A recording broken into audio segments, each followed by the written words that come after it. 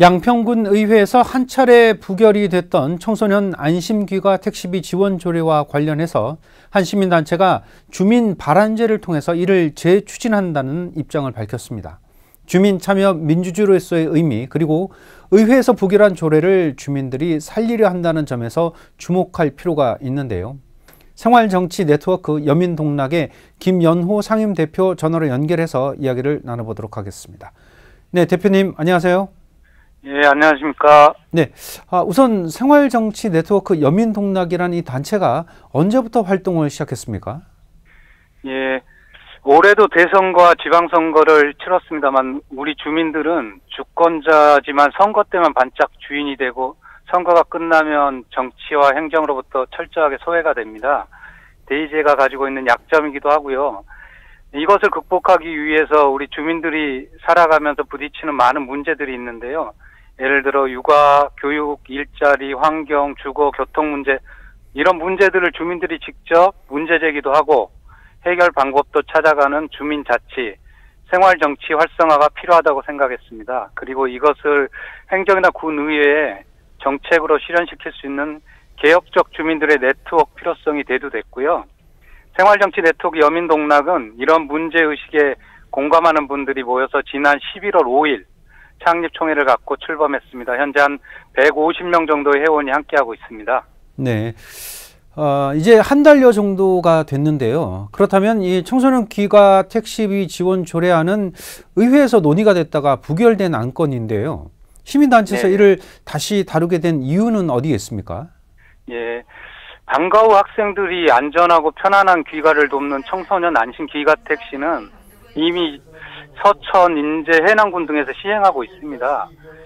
이 제도는 이용자인 학생과 주민들의 만족도가 높을 뿐만 아니라 행정안전부에서 올해 2021년 1분기 지자체 적극 행정 우수 사례로 선정한 사업이거든요. 그런데 양평군 의회는 지난 10월 달에 뚜렷한 이유나 합리적 대안 제시도 없이 여현정 의원이 대표 발의한 대중교통 운행 종료 후에 귀가한 학생들에게 통학 택시비를 지원하자는 이 조례안을 부결시켰거든요. 담당 부서 추계에 따르면 이 조례가 시행되면 통학 택시비 지원에 한 2억 정도가 소요될 거라고 하는데요. 양평군 1조 원 넘는 예산에서 지난해 쓰지 않고 남은 예산 이른바 순세계 잉여금이 790억 정도 되고요. 군수 취임식에 한 5천만 원, 신임 군수가 규정 어기고 교체한 의전 차량 렌탈 비용도 2천만 원 등을 사용하고 있거든요. 이런 불효불급한 예산을 고려하면 일단 정책 실행의 의지지 예산 문제는 아니라는 판단을 했고요.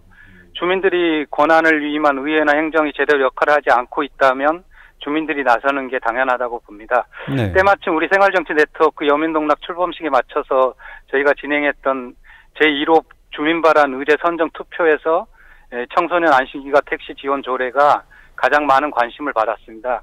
그리고 이것이 학생들의 학습권이나 균등한 교육 기회 보장을 위해서는 반드시 필요하다는 생각을 했고 주민 발안 조례로 추진하게 됐습니다.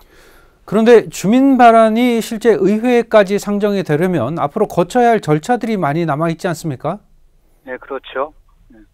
우선 저희는 12월 중으로 조례 초안을 가지고 생활정치 네트워크 여민동락 내부 논의 절차를 진행할 거고요. 내부 논의가 끝나면 학생과 학부모 그리고 주민들을 상대로 해서 간담회와 공론장 이런 절차를 거쳐서 최종안을 확정할 예정입니다.